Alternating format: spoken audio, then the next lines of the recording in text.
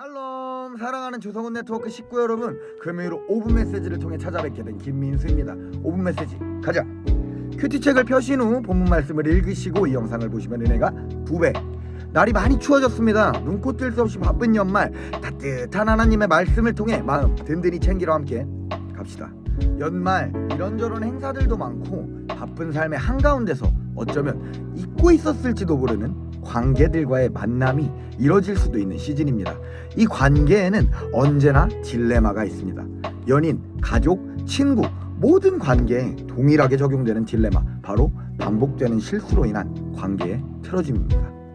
오늘 본문에도 이러한 실수, 그리고 그 실수로 말미암은 관계의 틀어짐이 등장합니다.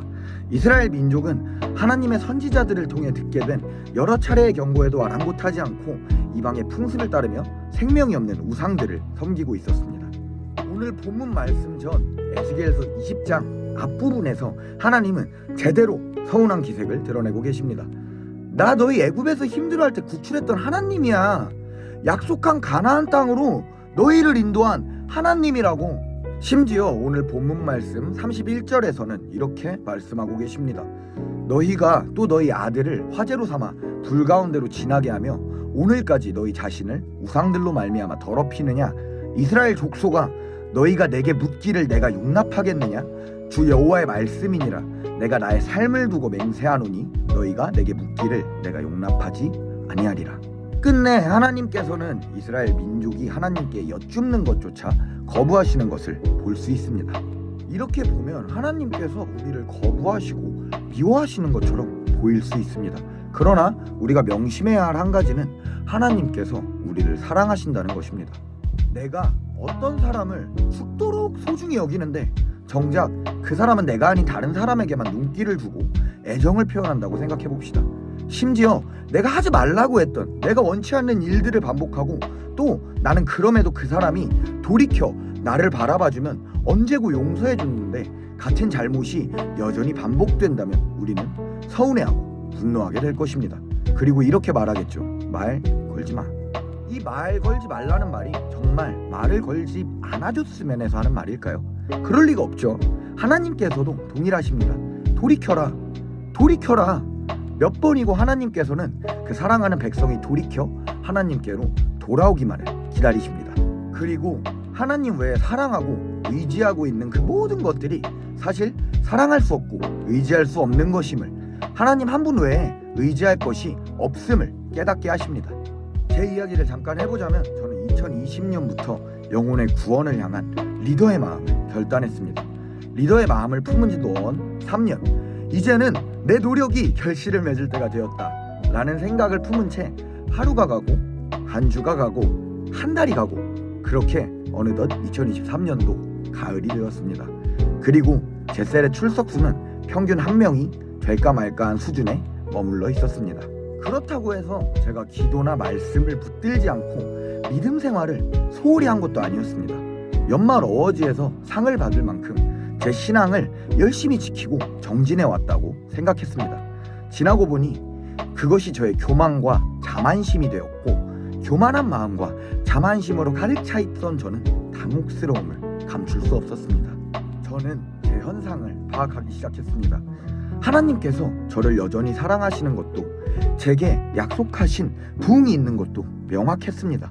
그렇다면 왜, 어째서 아직도 내게는 이 몇 년째 반복되는 셀의 돌파가 일어나지 않는 것일까? 왜 하나님께서는 지금 내 기도를 듣지 않으시는 것처럼 느껴지는 걸까?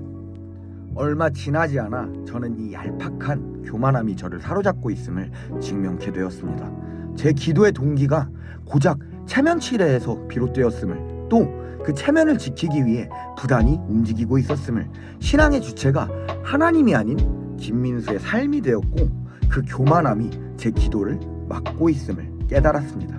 그러자 제 입에서는 다음과 같은 고백이 터져나왔습니다. 주님, 제 교만을 내려놓습니다. 하나님과의 소통이 끊어지는 것을 원치 않습니다. 하나님이 아니시라면 제가 이뤄낼 수 없는 일입니다. 돌이킵니다. 하나님께서만 제 하나님이 되십니다. 하나님께서 이미 허락하신 이 열매들을 통해 하나님만 영광을 받으소서. 그렇게 회심의 기도를 드린 저는 그날부터 온전히 하나님께만 의지하며 기도하기 시작했고, 하나님께서는 언약의 날이었던 11월 5일 보란듯 1.1액의 어긋남도 없이 말씀하신 꿈의 성취를 보이셨습니다. 언제나 돌파의 핵심은 회개에 있습니다.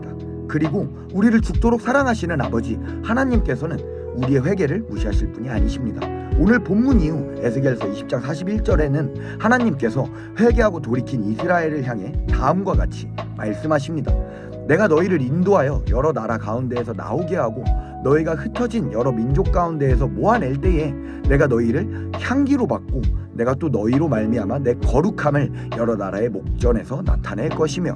아멘. 기도에 응답이 없어 막막하진 않으신가요?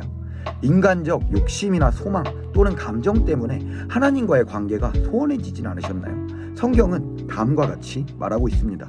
갈라디아서 6장 7절 말씀, 쉬운 성경입니다. 스스로를 속이지 마십시오.